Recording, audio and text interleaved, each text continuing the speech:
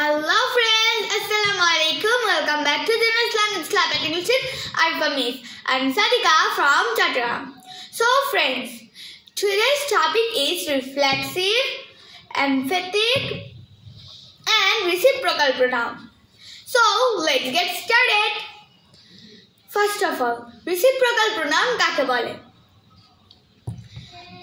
যে প্রোনাউন দ্বারা দুই বা ততোধিক ব্যক্তির মধ্যে পরস্পর বোঝায় তাকে রেসিপ্রোকাল প্রোনাউন বলে। যেমন the two brothers help each other. 2. Reflexive pronoun কাকে বলে? পার্সোনাল প্রোনাউন এর সাথে সেলফ বা সেলভস যুক্ত হয়ে কোনো প্রোনাউন যখন অবজেক্ট এর সাথে স্থান গ্রহণ করে এবং পশ্চাতে ফিরে পুনরায় সাবজেক্টকে নির্দেশ করে তাকে রিফ্লেক্সিভ প্রোনাউন বলে।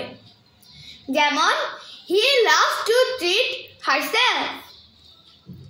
নেক্সট, এমফ্যাথিক প্রোনাউন কাকে বলে? যে প্রোনাউন কোনো নাউন বা প্রোনাউন এর পরে বসে তাকে নির্দেশ করে এবং তার উপর জোর প্রদান করে তাকে এমফ্যাথিক প্রোনাউন বলে। যেমন I myself went there. আমি নিজেই সেখানে গিয়েছিলাম। So friends, that's all for today.